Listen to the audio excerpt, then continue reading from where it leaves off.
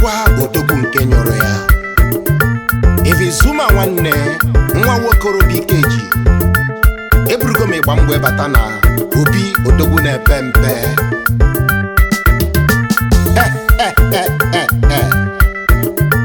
A sị na ife odogwu na-eme erika o. Odogwu na-eme ife siri ike o, maka na odogwu abụrụ gaine. Odogwu bụ taịtụlụ, maka na otu ọbụla agwụ isi ra aka abụọ ka eji epuni ya nụ na o wee kwuo gịnị si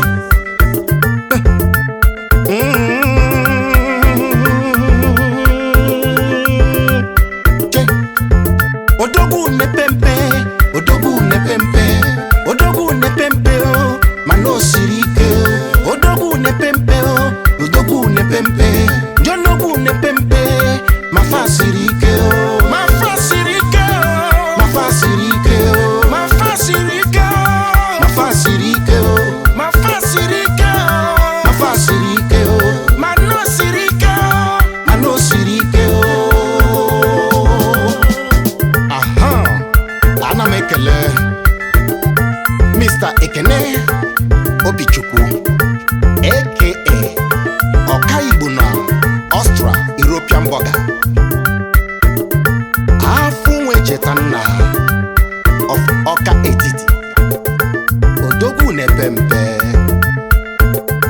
CEO Money Lender Peru, the change worldwide, one of the great able men, United Friends Club worldwide, Odogwu na Epenpe. Also, member Royal Parliament Club of Vienna, Austria. Onye na-ekwu okwu maka ya bụ Ekene Obichukwu, ezigbo mmadụ nnọsụ. Odogwu na Epenpe, Odogwu siri ike.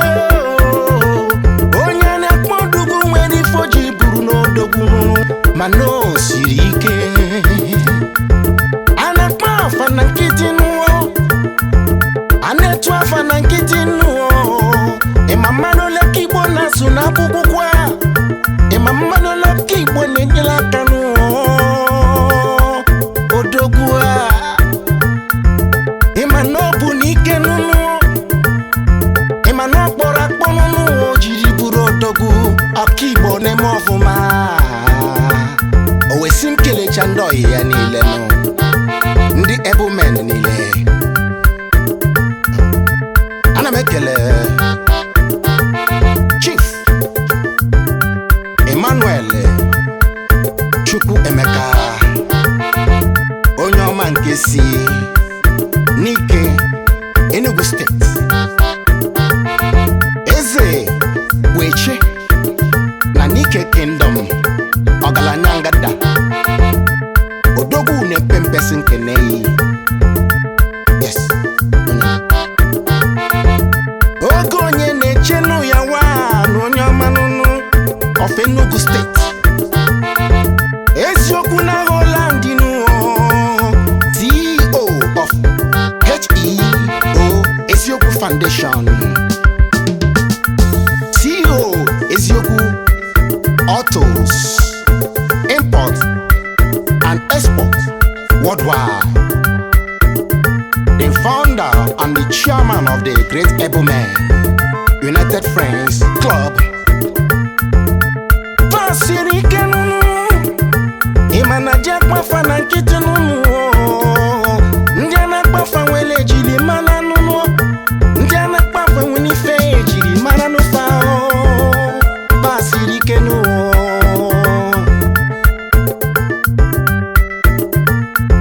eziokwu na Holland nụ, ọgaranya ngada Chukwu mele yi iji n'ebulu Odogwu, ịna-enyere ụmụ ogbenye aka nụ.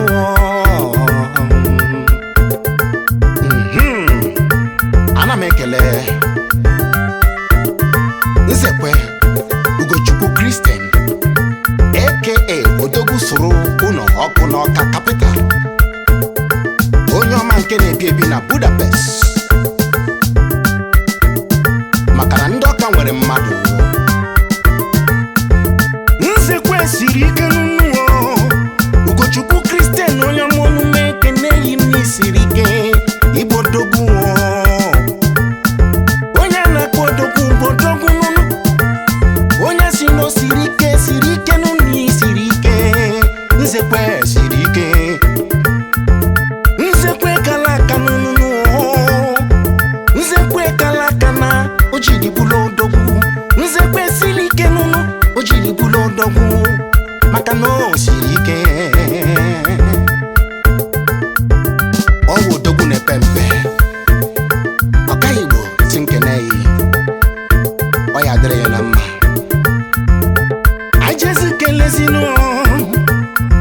kele n'ezigbo mmadụ si agụleli bịanụnụ onye na-akpọ afa ọ bụ Yọngwụla egbe a na-agba anyanwụ 1 na agụleri echiri ya echi o maka na o so na ndị butere ike Yọngwụla onye manụ ịmanụ n'ime ekene inụnụ ELVIS ZUMA Nwanne na-ekene yi okoyi Igbo ọgaranya ngada nwa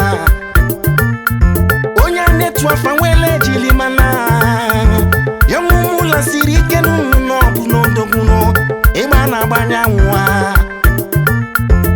ikuku ama n'ọnya nwa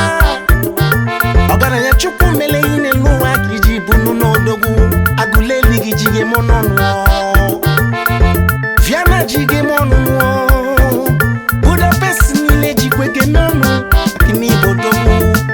onye ọgadịlị mma Igbo Odogwu onye Ebume United Friends Club ana m ekele Yọngwụla maka na ezigbo mmadụ ka ịbụ onye asị jide nke oji ọ pụtara na onye ahụ na-eme ọfụma Odogwu na Epenpe Odogwu na Epenpe Odogwu na Epenpe mana o siri ike Odogwu na Epenpe Odogwu na Epenpe Odogwu na Epenpe ma fa siri ike ma fa siri ike ma fa siri ike ma fa siri ike ma fa siri ike ma fa siri ike ma fa siri ike ma no siri ike ma no siri ike ana m ekele injinia Chukwuemeka Nwafọ aka Caesar Ostramboga otu onye anayo eze na Mbakwu CEO Devin Associate Nigeria Limited ọ bụ ezigbo nwa nke si Mbakwu bịa Caesar siri ike Caesar bụ n'Odogwu ịma ndị Caesar na-enyere aka n'ụwa Caesar siri ike adịghị akpa afa na nkịtị n'ụwa onye na-akpa afa nwere jiri mana n'ụwa maka na Caesar bụ n'Odogwu n'ụwa Caesar onye ọma ị bụrụ ike n'ụnụ ịna-enyere ndị obodo gị aka n'ụnụ ndị maka ojige kwunọkwunụ tasị n'ịbụ ezigbo mmadụ n'ụwa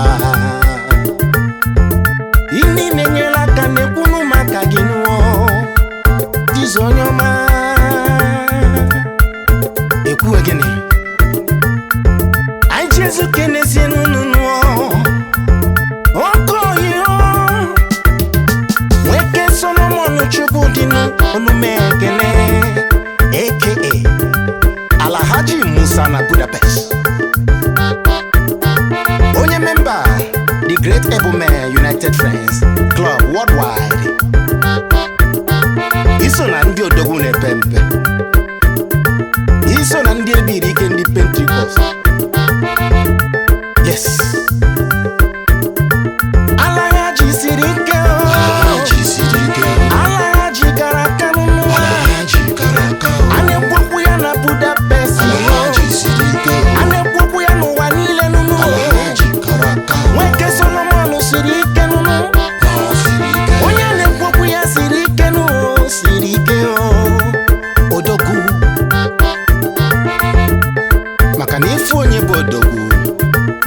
kwanyere ya ugwu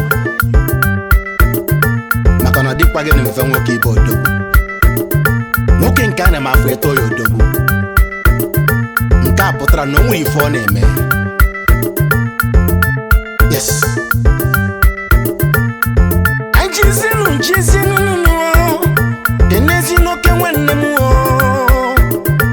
SS Van onye ọmanụ onye nke na-eti n'egwu SS Van na-etisi egwu ike osokwa na ndị odogwu na-epempe osiri ike SS nwoke banyo SS na Vienna SS na France no nyoma nunu SS na Nigeria nunu osirike onja netu odogwu nunu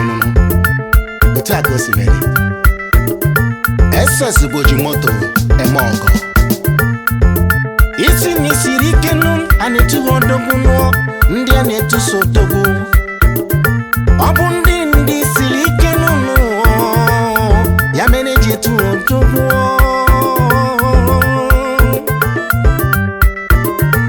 ana m ekele nnukwu mmadụ ezigbo nwanne m onye nke a na-akpọ Victor Nwaka aka Eze Versace ezigbo nwa nke amụrụ na ala Igbo n'ala Anigbo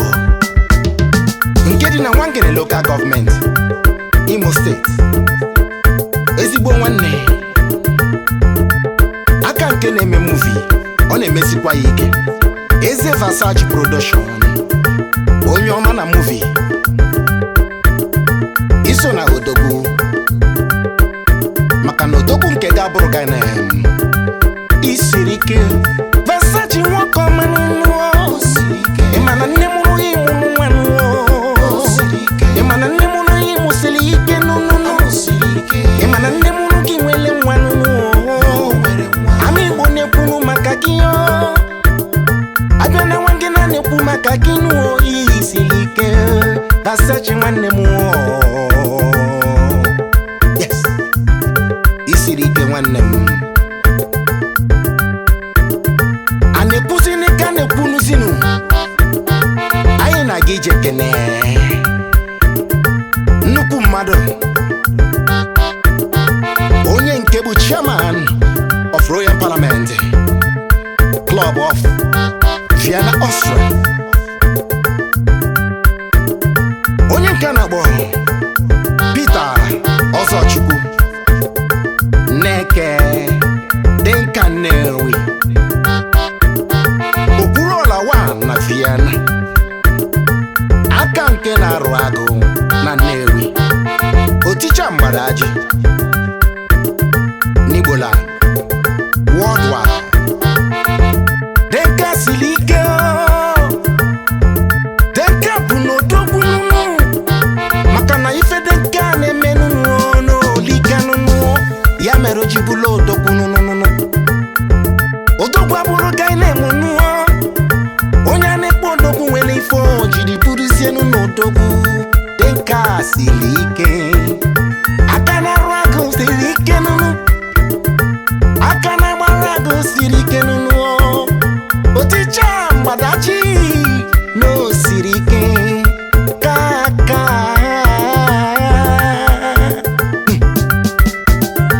ajiezenu kene onye nke a na-akpọ Ezoyi Chief Ọkadikpo Ogbuefi Chigozie na Ned